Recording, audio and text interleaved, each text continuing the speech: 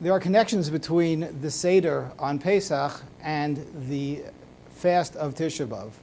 At the Seder, which always falls out on the same day as Tisha B'Av, same day of the week, we have certain remembrances that point us towards Tisha B'Av according to certain opinions. For example, the Kosh Eliyahu might be a Kos answering the fifth of the questions as to where is the Korban Pesach nowadays.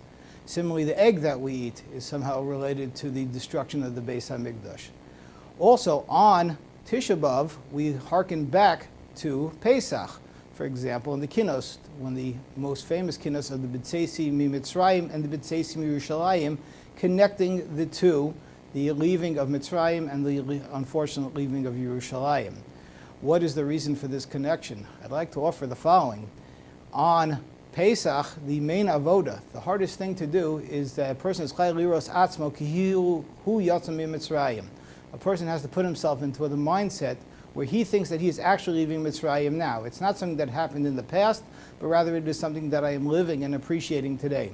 Similarly, when it comes to Tisha B'Av, the main avoda, the main work that we have to do is to have an appreciation of what we have lost. A person has to spend time focusing on what was the Beis HaMikdash. What have we lost? How has the relationship that we have with God changed because of the destruction of the Beis HaMikdash? People should spend the weeks and days coming up to the fast of Tisha B'Av focusing on this, having a realization that why do we care that we don't have the karbonos anymore? What is it that's so sad? How does this affect us?